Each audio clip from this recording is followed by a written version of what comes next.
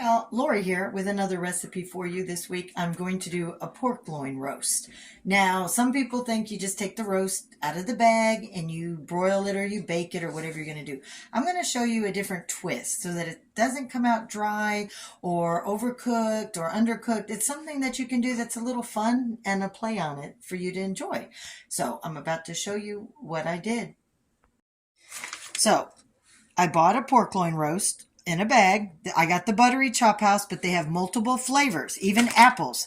I took it in a pan and I butterflied it. That means just cut it in half. Right there, hold it on its side, take your knife, cut it down in the half. Then what I'm going to do is I'm going to use some Lauries Hawaiian glaze and I'm going to coat it completely after I already season it. You season it with your choice of what you like.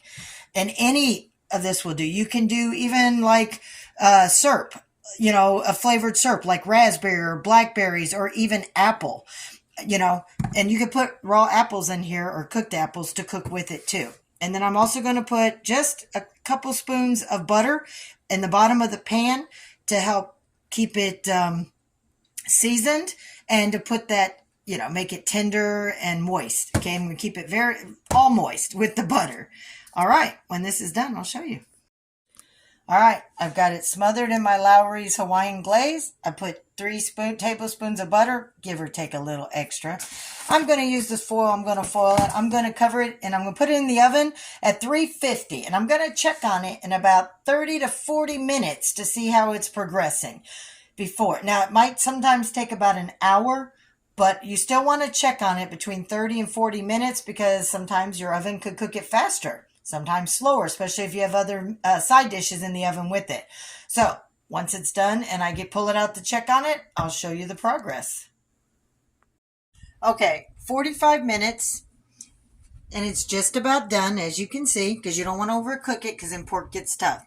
So I went and I got some mozzarella. I usually use the creamy melt, or you want the sliced, or you could pick pepper jack, whatever cheese you want.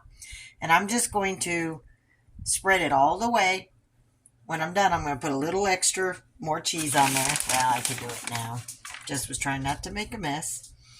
You're just going to smother it because you cover it back up and put it in. I'm going to put it back in for another 5-10 minutes until it's completely melted and running and gooey.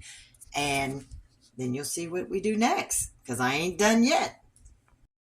All right, the cheese is all melted. And you can see the gooey cheese that I'm going to spoon over it in just a minute. But here's my final step. I have taken brown beef gravy, okay? Oops, wrong burner. Heated it up. And as the final step, I will pour,